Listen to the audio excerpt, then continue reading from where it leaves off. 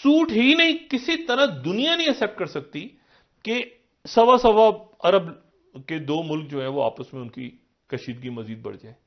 मतलब दो बड़ी बड़ी यानी एशिया के पूरे खत्ते के अंदर एक इतनी बड़ी न्यूक्लियर या आर्म्स रेस तो पहले ही हो रही है, वो इधर भी हो रही है। S-400 आ रहे हैं तो राफेल आ रहे हैं, तो यार राजनाथ सिंह साहब ने उन्होंने एक बड़े infrastructure plan line of actual control चीन के बॉर्डर के पास उसके इफ्तिताह कर दिए जी। 2245 करोड़ का ये प्रोजेक्ट है, आप हैरान रह जाएंगे। एक न्यूक्लियर हार्डेंड फैसिलिटी, ऐसा टनल जिसको बनाने का आगाज कर दिया इंडिया ने, जिसको दुनिया की कोई एयरफोर्स हिट नहीं कर सकती। इंडिया के साथ आपका एक सीज फायर है जो अपनी जगह बरकरार है।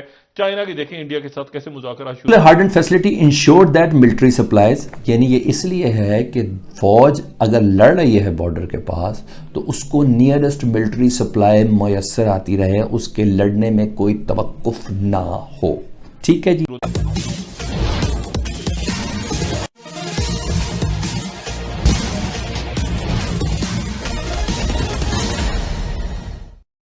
भारत द्वारा चीन और पाकिस्तान की सीमा पर न्यूक्लियर टनल बनाए जाने की खबर से चीन और पाकिस्तान दोनों के होश उड़े हुए हैं। हमेशा भारत के खिलाफ गीदड़ भभकी देने वाला पाकिस्तानी मीडिया अब यह दुआ कर रहा है कि भारत और पाकिस्तान के बीच जो सीमा पर शांति बनाए रखने का पिछले दिनों करार हुआ था वह कायम रहे और साथ ही भारत का मामला चीन के साथ भी शांत हो जाए। आइए पाकिस्तान के इस दुआ में अपनी दुआ भी शामिल करते हुए सुनते हैं पाक मीडिया की प्रचर्चा। राजनाथ सिंह साहब ने उन्होंने एक बड़े infrastructure plan line of actual control चीन के बॉर्डर के पास उसके इफ्तिताह कर दिए जी। 2245 करोड़ का ये प्रोजेक्ट है, आप हैरान रह जाएंगे। एक न्यूक्लियर हार्डेंड फैसिलिटी, बिल्कुल नया वर्ड है ना आपके लिए। जी हाँ, ऐसा टनल जिसको बनाने का आगाज कर दिया इंडिया ने, जिसको दुनिया की कोई एयरफोर्स हिट नहीं कर सकती। अनबिलीवेबल चीज है ये, गैर मामूली तैयारी है, आम तैयारी नहीं है। India constructing nuclear hardened facility on China border. India nuclear hardened यानी ऐसी फैसिलिटी जिसको न्यूक्लियर टेक्नोलॉजी के साथ जिस टनल को बनाया गया हो उसको पूरा गोदाम की शक्ल देते हुए तामीर का उसको आगाज कर दिया गया है, जिसमें इंडियन फौज के लिए असला, मिसाइल्स, बैटरीज, गोला बारूद लाइन ऑफ एक्चुअल कंट्रोल के बिल्कुल करीब रखा गया है, रखा जाएगा। इस सिलसिले में तैयारियां शुरू कर दी हैं, इस टनल का बाकायदा आगाज कर दिया गया है। अच्छा जी, वो क्या जी, सुन लें डिटेल क्या बता रहा है द डिफेंस पोस्ट। मैं इसको काफी ऑथेंटिक समझता हूं। The Indian military has begun the construction of nuclear hardened tunnel and armament storage facility near the country's border with Pakistan and China. जी, पाकिस्तान और चाइना के बॉर्डर के करीब ये न्यूक्लियर हार्डेंड टनल बनाया जा रहा है जी। Nuclear hardened facility ensure that military supplies, यानी ये इसलिए है कि फौज अगर लड़ रही है बॉर्डर के पास तो उसको नियरेस्ट मिलिट्री सप्लाई मुयसर आती रहे, उसके लड़ने में कोई तवक्कुफ ना हो। ठीक है जी। और मैंने कहा ना कि इस पूरे खत्ते के अंदर एक इतनी बड़ी न्यूक्लियर या आर्म्स रेस तो पहले ही हो रही है, वो इधर भी हो रही है। S-400 आ रहे हैं तो राफेल आ रहे हैं, तो यार ये आर्म्स रेस में तमाम में ये मुल्कों ने देखें, पिछले फरवरी में हुआ था ये इंडिया के साथ पाकिस्तान का सीज फायर। उस सीज फायर को लेकर हम आगे चल रहे हैं कि इंडिया और पाकिस्तान के ताल्लुकात इसी तरह से सीज फायर क्या बातचीत शुरू होती है क्या नहीं से नहीं होते, लेकिन भारत अब तक की मैं बात करूं, इंडिया के साथ आपका एक सीज फायर है जो अपनी जगह बरकरार है। चाइना की देखें इंडिया के साथ कैसे मुज़ाकरा शुरू होते हैं, पुतिन क्या रोल प्ले करते हैं। अगला साल अनसर्टेनिटी का साल स्टार्ट हो रहा है, अल्लाह ताला खैर करे। Which take days to transport to forward post to due rug slopes and terrain in the Himalayas. Himalaya जैसे पेचीदा सड़कों पे आमतौर पर कई दिन लग सकते थे, यानी इस टनल के क़याम से पहले, इसके प्लान के क़याम से पहले कई दिन लग सकते थे।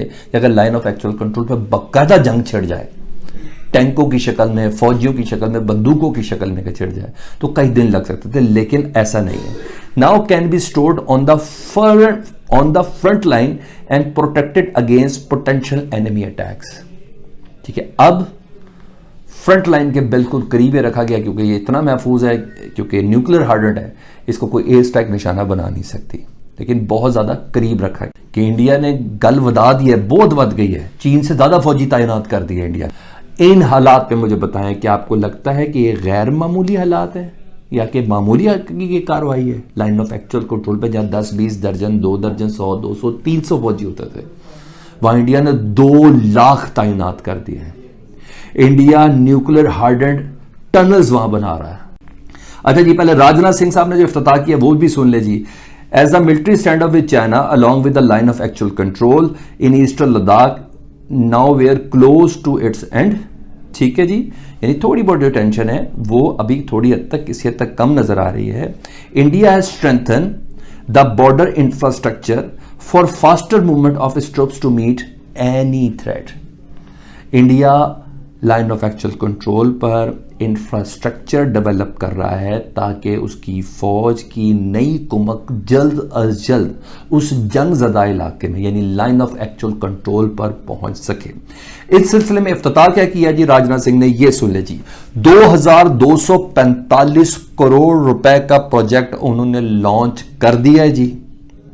इस प्रोजेक्ट की रोशनी में 24 पुल हैं जी, कश्मीर, जम्मू, आसाम और line of actual Arunachal Pradesh के पास 24 पुल हैं जी, 3 सड़कें हैं जी, जिनका बकायदा तौर पर ये जो है बहुत इंपॉर्टेंट है कि जो 5 सेंट्रल एशियन स्टेट्स के जो सरबराहान हैं वो इंडिया में उन्होंने आना है 26 तारीख को रिपब्लिक डे पे। उनका वो सारे के सारे स्फीयर ऑफ इन्फ्लुएंस में है रशिया के और चाइना की इन्वेस्टमेंट्स हैं। तो चाइना के बेल्ट एंड रोड का हिस्सा है ना पूरा, तो चाइना की इन्वेस्टमेंट्स ज्यादा हैं और चाइना की ट्रेड ज्यादा है देन रशिया। अच्छा, रशिया की तो बहुत ज्यादा ट्रेड तो उनके साथ नहीं है, लेकिन रशिया की सिक्योरिटी और बाकी सारे और पुरानी सोवियत यूनियन की स्टेट्स हैं। लेकिन सवाल यह कि वो सारा का सारा डिपेंड इस बात पे कर रहा है कि पुतिन जो है वो अगर बात भी करते हैं शी जिनपिंग से और ये 2+1 मीटिंग होती है, ये उससे पहले कोई कहीं ना कहीं कुछ मामला होगा तो ये आएंगे, और चाइना ने भी इतराज नहीं किया कोई उससे, लेकिन उससे पहले कोई ना कोई ब्रेक थ्रू होगा, कोई ना कोई बात पॉजिटिव ऐसी होगी जिसके नतीजे में ये मामला अमन का आगे चलेगा, जो हमारी दुआ है कि आगे चले। क्योंकि सूट ही नहीं, किसी तरह दुनिया नहीं एक्सेप्ट कर सकती कि 1.25 अरब के 2 मुल्क जो है वो आपस में उनकी कशीदगी मजीद बढ़ जाए। मतलब 2 बड़ी यानी एशिया के और तमाम मुल्क किसी ना किसी तरफ तो है ना, तिजारत कर रहे हैं, किसी की सरहदें साथ मिल रही हैं, मतलब तो इसको लेकिन कैसे होगा? हाँ। क्या होगा? क्या इंडिया जो है, क्योंकि वही बात कि क्या प्राइम मिनिस्टर मोदी बात करेंगे और शी जिनपिंग उस पर मान जाएंगे? पिछले 5 जून 2019 से भारत और चीन के बीच सीमा पर तनाव चल रहा है, वह अभी भी बना हुआ है। वैसे 13 दौर की वार्ताएं भारत और चीन के director general of military operation यानी DGOM के स्तर पर हो चुकी है, पर अभी तक बहुत सकारात्मक परिणाम नहीं निकले हैं। हालांकि दोनों पक्ष यह चाहते हैं कि दोनों पक्ष की सेनाएं 5 जून 2019 के पूर्व की स्थिति में आ जाएं, पर उसमें बाधा बन रहा है भारत का चीन के इलाके के ब्लैक टॉप पर कब्जा करना।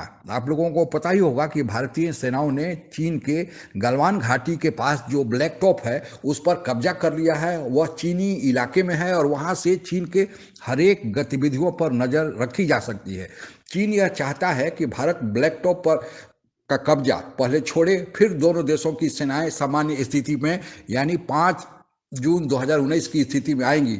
लेकिन भारत को चीन पर विश्वास नहीं है। भारत की यह सोच है कि अगर भारत ने ब्लैक टॉप पर कब्जा छोड़ दिया तो भारत का जो अपर हैंड है चीन पर, भारत अपनी शर्तों पर चीन को जो मनवा सकता है वह नहीं मनवा पाएगा, और चीन पर भरोसा नहीं कि फिर चीन जो 5 जून 2019 वाली स्थिति के पूर्व वाली स्थिति पर आएगा या नहीं आएगा। इसी कारण भारत उसको खाली नहीं करना चाहता है और यही गतिरोध का कारण बना हुआ है।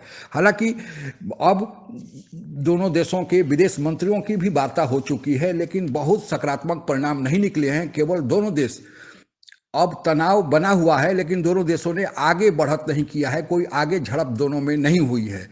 अब रूस के राष्ट्रपति व्लादिमीर पुतिन यह चाहते हैं कि भारत और चीन के दोनों से राष्ट्राध्यक्ष आपस में मिले और इसके लिए उन्होंने समय चुना है चीन में होने वाले 2022 का विंटर ओलंपिक। व्लादिमीर पुतिन चाहते हैं कि प्रधानमंत्री मोदी उसमें मुख्य अतिथि के रूप में भाग लें और वहां पर शी जिनपिंग और प्रधानमंत्री मोदी के बीच सीधे वार्ता हो, क्योंकि दोनों के बीच पहले भी अच्छे संबंध रह चुके हैं और अगर दोनों के बीच सीधे वार्ता होती है तो भारत और चीन के बीच जो संबंधों में बर्फ जमी है, जो तनाव बना हुआ है, वह कम होगा या समाप्त हो जाएगा। दोनों देश हालांकि युद्ध नहीं चाहते हैं और यही कारण है कि दोनों देशों के बीच व्यापार 2021-22 में $100 बिलियन तक पहुंच जाने का अनुमान है।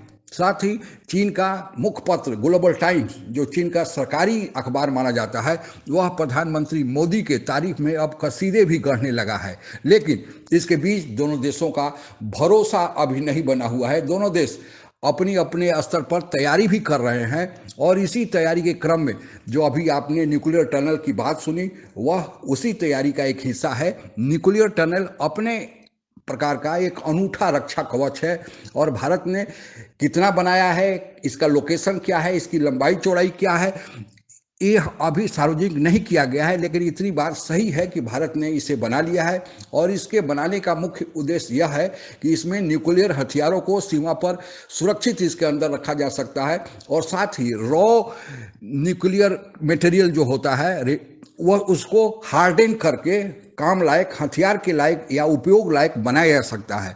इसके बारे में ज़्यादा जानकारी अभी तक सार्वजनिक नहीं की गई है सुरक्षा कारणों से, लेकिन जो जानकारी उपलब्ध है उसके अनुसार यह बहुत ही अच्छा और मजबूत सुरक्षा कवच आज की तारीख में दुनिया में माना जाता है। आज के लिए बस इतना ही। जय हिंद। आप अगर हमसे जुड़ा रहना चाहते हैं तो कृपया मेरे चैनल को सब्सक्राइब करें तथा बेल आइकन भी दबा दें ताकि नई वीडियो की जानकारी तुरंत आप तक पहुंच जाए। धन्यवाद। जय हिंद।